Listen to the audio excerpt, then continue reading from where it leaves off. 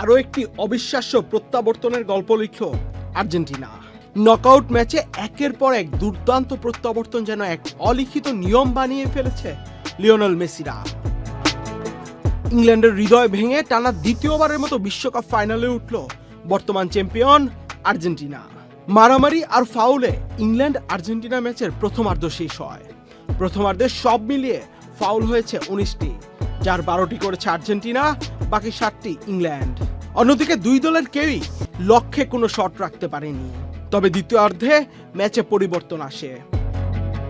দ্বিতীয়ার্ধের 55 মিনিটে দারুণ এক গোলে লিড নেয় ইংল্যান্ড। ডান প্রান্ত থেকে মর্গান রজার্সের ক্রসে দারুণ এক গোলে ইংলিশদের এগিয়ে দেন অ্যান্থনি গর্ডন। বসুন্ধরা টিস্যু অশুদ্ধতার বিরুদ্ধে এক বিন্দুও ছাড় নয়। পিছিয়ে পড়ার পর থেকেই গোলের জন্য মরিয়া হয়ে ওঠে আর্জেন্টিনা। অন্যদিকে কোচ থমাস টুকেলের ইংল্যান্ড গোলের লিড ধরে রাখতে আপ্রাণ চেষ্টা করে। তবে শেষ রক্ষা হয়নি। ম্যাচের 85 মিনিটে আর্জেন্টিনাকে ঠিকই সমতায় ফেরান এনজো ফার্নান্দেজ।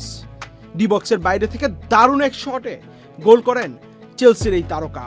সমতা ফেরানোর পর এগিয়ে যেতে খুব বেশি অপেক্ষা করতে হয়নি বর্তমান চ্যাম্পিয়ন আর্জেন্টিনাকে। প্রথমে ম্যাকঅ্যালিস্টারের প্রচেষ্টা ফিরে আসে পোস্টে লেগে। এরপর যোগ করা সময়ের দ্বিতীয় মিনিটে মেসির ক্রস থেকে দারুণ এক হেডে আর্জেন্টিনাকে এগিয়ে দেন লাউতারো মার্তিনেজ। আর্জেন্টিনার দুটি গোলেই বলের যোগানদাতা লিওনেল মেসি।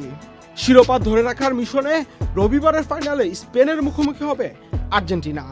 বিশ্বকাপের শিরোপা ধরে রাখতে পারলে আর্জেন্টিনাই হবে ইতিহাসের মাত্র তৃতীয় দল যারা টানা দুটি বিশ্বকাপ জেতার কীর্তি গড়বে। আহমেদ শাফি, চ্যানেল আই।